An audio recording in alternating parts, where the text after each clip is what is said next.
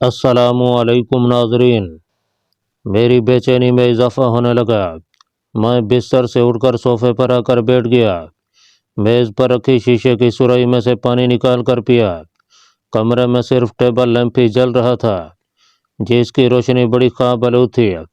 میں نے ذرا اونچی آواز میں چندریکا کو مخاطب کر کے کہا، چندریکا، اگر تمہیں مینا کشی کے ساتھ بے تکلف ہونا برا لگا ہے تو مجھے معاف کر دو۔ تمہیں اپنی پتنی کہا ہے تو اب اس وعدے کو نبھاؤں گا۔ تم جیون بھر میری پتنی ہی رہو گی۔ ابھی میں نے اپنی بات ختم ہی کی تھی کہ کمرے میں لوبان کی خوشبو پھیل گئی۔ چندریکا آ گئی تھی۔ خوشی سے میرا چہرہ کھل اٹھا۔ پھر اچانک میں نے دیکھا کہ چندریکا میرے سامنے والے صوفے پر بیٹھی میری طرف دیکھ کر مسکرا رہی ہے۔ میں نے کہا، چندریکا، تم نے بہت اچھا کیا کہ آ گئی۔ میں تو تمہارے بغیر سخت پریشان ہو رہا تھا۔ چندریکا کے چہرے کی مسکراہٹ غائب ہو گئی۔ کہنے لگی، اس لیے کہ تم کو ابھی مجھ سے غرض ہے، مجھ سے مطلب ہے۔ جب تمہارا مطلب نکل جائے گا تو تم مجھے چھوڑ دو گے، لیکن میں تمہیں اس وقت تک نہیں چھوڑوں گی جب تک مجھے یقین نہ ہو جائے گا کہ تم میرے پرکھوں کی جنم بھومی پر تباہی لانے کی کوشش میں لگے ہو۔ ابھی وہ وقت نہیں آیا۔ ابھی میں تمہیں اپنا ہی سمجھتی ہوں، تم سے پریم کرتی ہوں، اور یہی پریم مجھے بار بار کھینچ کر تمہارے پاس لے آتا ہے۔ میں نے کسیانہ ہو کر کہا، تمہارا شکریہ۔ اچھا، اب میری پرابلم یہ ہے کہ چندریکا نے میری بات کاٹتے ہوئے کہا، میں جانتی ہوں تمہاری پرابلم کیا ہے۔ تم مینا کشی کے بعد مسٹر پانڈے کی زندگی کے کچھ خفیہ راز معلوم کرنا چاہتے ہو۔ میں نے مزید کسیانہ سا ہو کر کہا، ہاں، میں یہی چاہتا ہوں۔ پلیز مجھے اس شخص کی زندگی کے بارے میں دو ایک ایسے راز بتا دو کہ جب میں انہیں ظاہر کروں تو جی ڈی پانڈے میرے پاؤں پر گر پڑے۔ چندریکا کا چہرہ مزید سخت ہو گیا۔ وہ بڑے غور سے میری طرف دیکھ رہی تھی۔ کہنے لگی، تمہیں اپنا وعدہ یاد ہے نا؟ میں تمہاری مدد صرف اس لیے کر رہی ہوں کہ تم پچھلے جنم میں میرے خاوند رہ چکے ہو اور اس جنم میں بھی میرے پتی ہو۔ اس کا خود تم اقرار کر چکے ہو۔ میں نے کہا، بالکل، میں اقرار کر چکا ہوں۔ چندریکا نے کہا، اور تم نے مجھے وچن دیا ہے کہ تم بیوی ہونے کی حیثیت سے میری ایک خواہش ضرور پوری کرو گے۔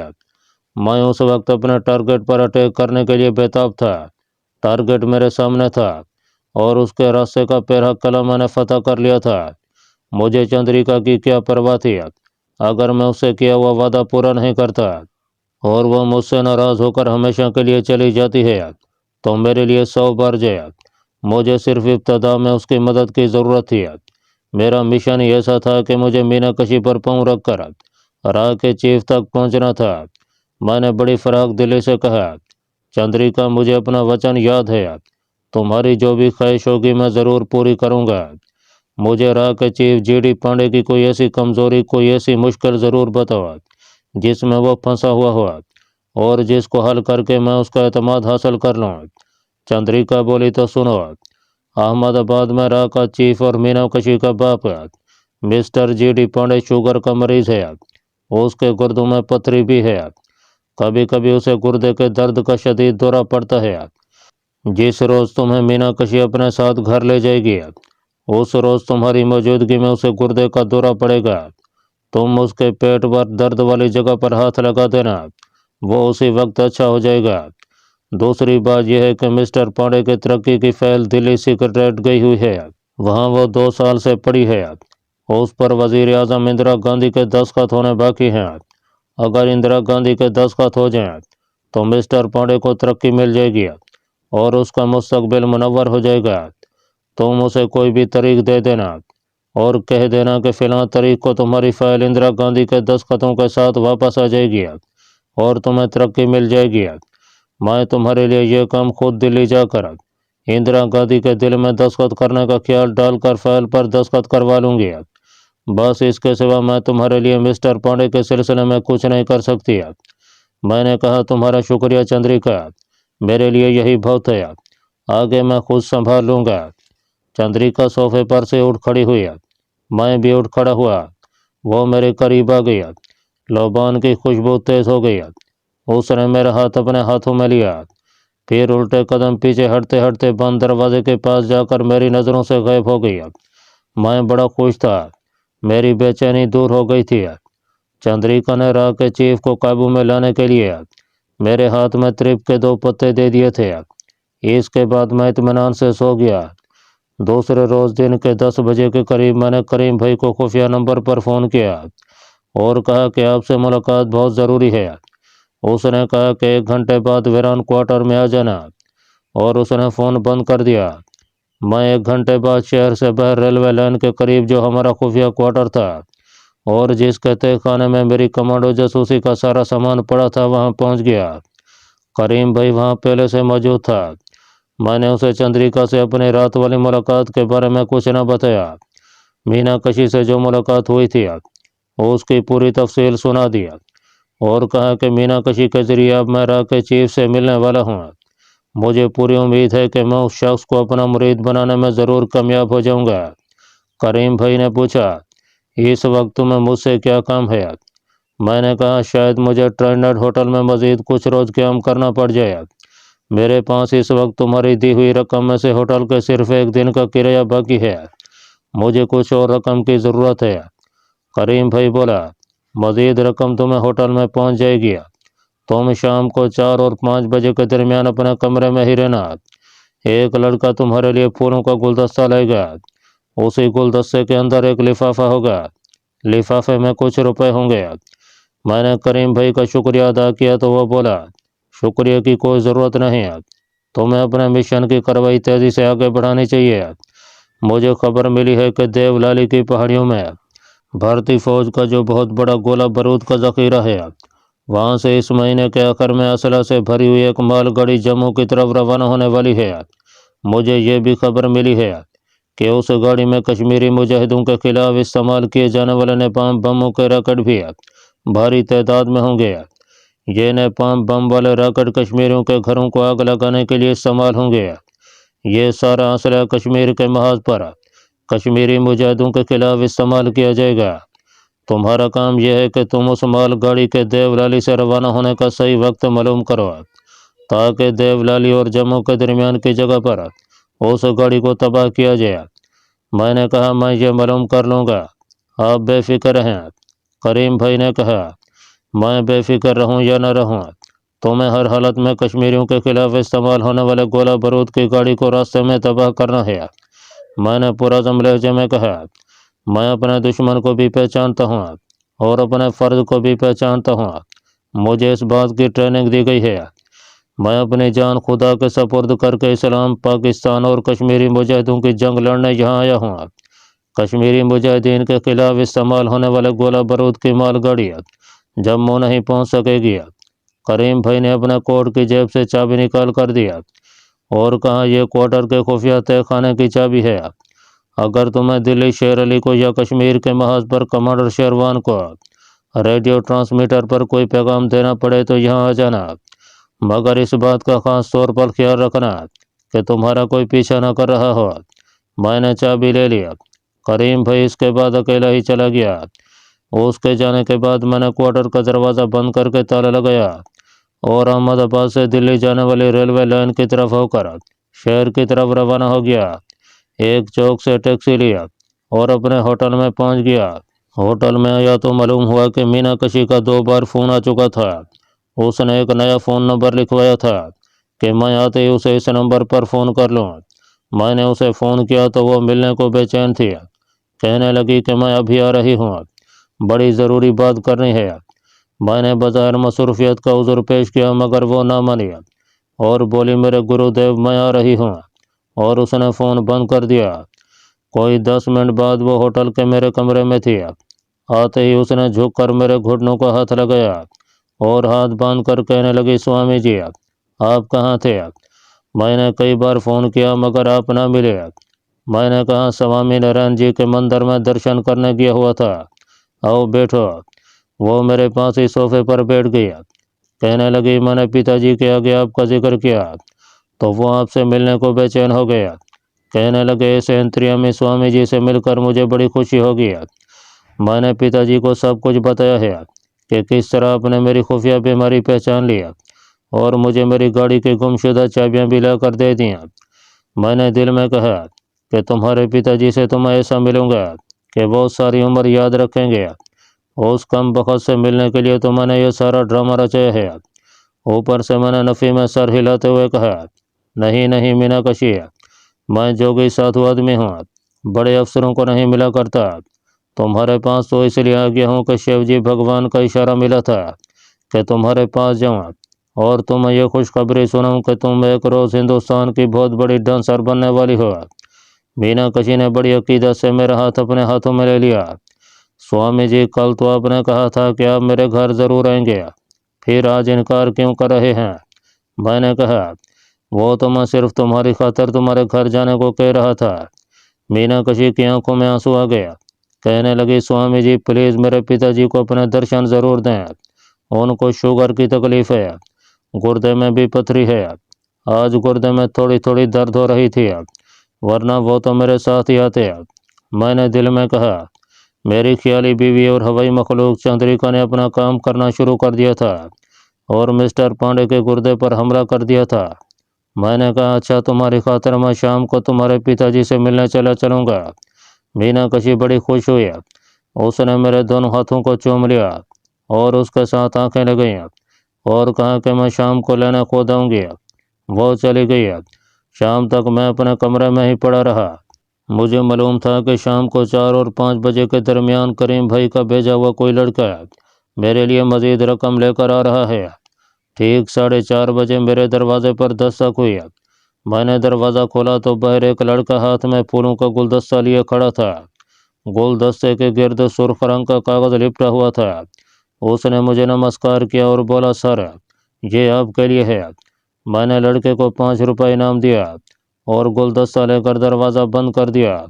गुलदस्ते से कागज़ जल्दी से उतार कर फूलों को अलग अलग किया तो उसके अंदर एक नीले रंग का लिफाफा छुपा हुआ था। लिफाफा खोला तो उसमें 4,000 रुपये के करेंसी नोट थे। होटल में मेरा 1 दिन और 1 रात का किराया पूरा हो चुका था। मैं उसी वक्त नीचे गया और मज़ीद 24 घंटों के लिए कमरा बुक करा लिया। 5:30 बजे मीनाक्षी गाड़ी लेकर पहुंच गई। मैं उसके साथ गाड़ी में बैठा और उसके पिताजी से मिलने चल पड़ा। मीनाक्षी का बंगला शहर के अमीर तरीन इलाके में वाक़ था। बहुत बड़े बाग में बना हुआ ये बंगला 2 मंजिला था। बाग में किस्म किस्म के मौसमी फूल खिले हुए थे। ऊंचे ऊंचे पुराने दरख्त थे। जैसे ही गाड़ी पोर्च में जाकर खड़ी हुई, एक वर्दीपोश मुलाजिम ने आगे बढ़कर दरवाज़ा खोल दिया। मीनाक्षी मुझे साथ लिए बंगले के खूबसूरत और कुशादा ड्राइंग रूम में से गुजार कर अपने पिताजी के कमरे में ले गई। ये उसके बाप का बेडरूम था। मैंने कमरे में दाखिल होते ही देखा कि बेडरूम में रोशनी हो रही थी। डबल बेड वाले पलंग पर एक भूरी भूरी मूछों वाला एक पुख्ता उम्र का आदमी जिसकी तोंद फूली हुई थी, पलंग के तकियों से टेक लगाए नीम दराज था। मुझे देखते ही वो मेरे खैर मकदम के लिए उठने लगा। मैंने कहा, नहीं नहीं, आप क्यों तकलीफ़ करते हैं, आप बीमार हैं, आराम से लेटे रहिए। ये इस्लाम और पाकिस्तान का दुश्मन कश्मीरी मुजाहिदीन का कत्लेआम करने वाला मिस्टर गौतम दास पांडे था। पाकिस्तान दुश्मन सीक्रेट सर्विस रहा के अहमदाबाद वाले हेड ऑफिस का चीफ और मेरा असल टारगेट था। मीनाक्षी की ज़बानी इस तक मेरी सारी कारगुजारी पहले ही पहुंच चुकी थी। उसने मुझे जैन मत के रिवायती लिबास में देखा तो खुश होकर बोला, स्वामी जी आप तो महावीर के भगत हैं। बेटी मीनाक्षी ने आपकी बातें सुनाई तो मैंने कहा, बेटी महावीर जी के भक्तों के पास बड़ी ताकतें होती हैं।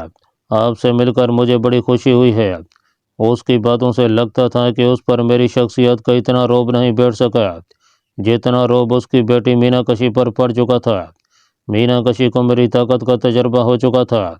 मिस्टर पांडे को भी तजर्बा करवाने की ज़रूरत थी, जिसके लिए चंद्रिका ने मुझे बिल्कुल तैयार कर रखा था। इस बेडरूम में चाय लगा दी गई। तरह तरह की मिठाइयाँ और फल कांसी की थालियों में भर कर लाए गए थे। मीनाक्षी ने खुद चाय बनाकर मुझे पेश किया। उसके बाद मिस्टर पांडे ने मेरी कलाई में महावीर के अवतार वर्धना का मंगलसूत्र देकर कहा, स्वामी जी ये मंगलसूत्र आपने नंदीकांड के भगत जी से लिया होगा। मैंने कहा, जी हाँ, मगर बड़ी परीक्षा के बाद ये मिला है। मीनाक्षी बोली, डैडी स्वामी जी तो बड़े विद्वान हैं, महावीर जी के सच्चे भगत हैं। क्यों नहीं क्यों नहीं। मिस्टर पांडे बड़ा पुराना और मंझा हुआ भारतीय CSP अफसर और ब्यूरोक्रेट था। वो भी पूरी तरह मेरे कब्जे में नहीं था और मुझसे इस तरह मुतासर भी नहीं था जिस तरह मैं उसे मुतासर करके अपने कब्जे में करना चाहता था, वो यही समझे हुए था कि मेरे पास जोगी साधु वाली कोई शोभदाबाजी है जिसके ज़रिए मैंने उसकी बेटी पर अपना असर डाल रखा है। दूसरी तरफ मैं इस इंतज़ार में था कि चंद्रिका कब उस पर गुर्दे के दर्द का हमला करती है, क्योंकि चंद्रिका ने कहा था कि जब मैं मिस्टर पांडे से मिलने जाऊंगा तो उस पर गुर्दे की दर्द का शदीद दौरा पड़ेगा। मैं चाय पीते और मीनाकशी से बातें करते, उसकी बातों का जवाब देते थोड़ी थोड़ी देर बाद मिस्टर पांडे की तरफ कंखियों से देख रहा था। अचानक मैंने देखा कि मिस्टर पांडे कुछ बेचैनी सी महसूस करने लगा है। वो टेक लगाए पलंग पर बैठा था। उसने दो एक बार आहिस्ता से पहलू बदला, फिर चाय की प्याली तपई पर रख दिया। मीनाकशी ने पूछा, डैडी क्या बात है, आपकी तबीयत तो ठीक है ना? मैंने दिल में कहा, इस दुश्मन इस्लाम की तबीयत कैसे ठीक हो सकती है, अब तो इसकी कम बख्ती के दिन शुरू हो गए हैं। मिस्टर पांडे ने पेट की एक जानब कोल्हे के ऊपर हाथ रखते हुए तकलीफदा अंदाज में कहा, दर्द कुछ ज्यादा ही होने लगा है। मीनाकशी ने कहा, मैं अभी डॉक्टर को फ़ोन करती हूँ। मिस्टर पांडे ने हाथ के इशारे से उसे मना करते हुए कहा, नहीं नहीं बेटी, इसकी ज़रूरत नहीं, ट्रैंक्विलाइजर मेरे पास मौजूद है। अचानक मिस्टर पांडे के हलक से एक दबी हुई चीख निकल गई। चंद्रिका ने हमला किया था, वो गुर्दे की शदीद दर्द से दोहरा हो गया। मीनाकशी फौरन डॉक्टर को फ़ोन करने मेज़ पर रखे फ़ोन की तरफ गई, तो मैंने कहा, मीनाकशी, डॉक्टर को बुलाने की ज़रूरत नहीं है, पांडे जी की तकलीफ अभी दूर हो जाएगी। मीनाकशी तो मेरे चमत्कार देख चुकी थी, वहीं रुक गई और हाथ जोड़कर बोली, स्वामी जी प्लीज़ मेरे डैडी को ठीक कर दें। मिस्टर पांडे को वाकई शदीद दर्द शुरू हो चुका था। वो पलंग पर तड़प रहा था। मैं सोफे से उठकर पलंग पर बैठ गया और पांडे का हाथ अपने हाथ में लेकर कहा, मिस्टर पांडे, जिस जगह दर्द होता है वहाँ मेरा हाथ रख दें। मिस्टर पांडे दर्द से बिलबिला रहा था। उसने मेरा हाथ अपने हाथ में लेकर अपने जिस्म पर जहाँ गुर्दे होते हैं रख दिया और दिल में कहने लगा, चंद्रिका अब मेरी इज्जत रख लेना, जो तुमने कहा था वो कर दिखाना। और ऐसा ही हुआ। मेरे हाथ के पांडे के जिस्म पर रखने की देर थी कि उसका सारा दर्द एकदम से काफूर हो गया। कहाँ वो दर्द से बिलबिला रहा था और कहाँ पहलू के बल लेटा बिल्कुल साकत हो गया। उसे यकीन नहीं आ रहा था कि इतना शदीद गुर्दे का दर्द सिर्फ एक आदमी के हाथ लगाने से ख़त्म हो सकता है। मैंने कहा, मिस्टर पांडे उठकर बैठ जाएं, आपकी तकलीफ ख़त्म हो गई है। वो आहिस्ता से सीधा हुआ। जब उसने देखा कि वाकई दर्द बिल्कुल जाता रहा है तो वो बिस्तर पर ज़रा सा ऊपर होकर पलंग की पूंछ से टेक लगाकर बैठ गया। वो मेरी तरफ एहसानमंद और हैरान परेशान नज़रों से देख रहा था। कहने लगा, स्वामी जी आपने तो कमाल कर दिया, ज़रा सा भी दर्द बाकी नहीं रहा। मैंने कहा, पांडे जी मुझे आपके लिए स्वामी हरिनाथ जी के मंदिर में जाकर एक चिल्ला करना पड़ेगा, इसके बाद आपको गुर्दे का दर्द सारी ज़िंदगी नहीं होगा। पांडे बड़ी आजी और अकीदत के साथ मेरी तरफ देख रहा था। मीनाकशी की खुशी की इंतहा न रही थी। वो कहने लगी, डैडी मैंने न कहा था कि स्वामी जी तो अंतर्यामी गुरु हैं। पांडे अब उठकर बिल्कुल ठीक ठाक होकर बैठ गया था। कहने लगा, स्वामी जी मेरे गुर्दे में 3 पथरियां हैं, सारी तकलीफ इन पथरियों की वजह से है। डॉक्टर कहता है कि मुझे शुगर बहुत ज़्यादा है, ऑपरेशन खतरनाक साबित हो सकता है। मैंने कहा, मिस्टर पांडे आप घबराइए नहीं, मैं आपकी सारी पथरियां ख़त्म कर दूंगा।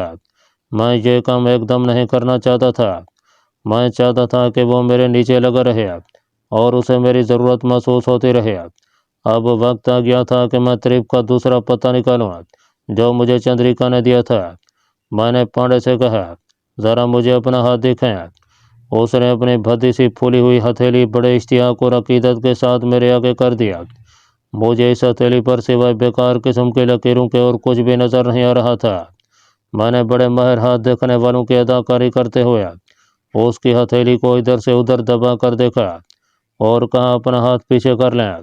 मुझे जो देखना था देख लिया। मीनाकशी ने पूछा, गुरुदेव आपने क्या देखा है, हमें भी कुछ बताइए। मैंने अपनी तवज्जो पांडे की तरफ कर लिया और उसकी तरफ घूर कर देखने लगा। मैंने कहा, पांडे जी आपकी तरक्की की फाइल ऊपर प्रधानमंत्री के सेक्रेटरीट में गई हुई है।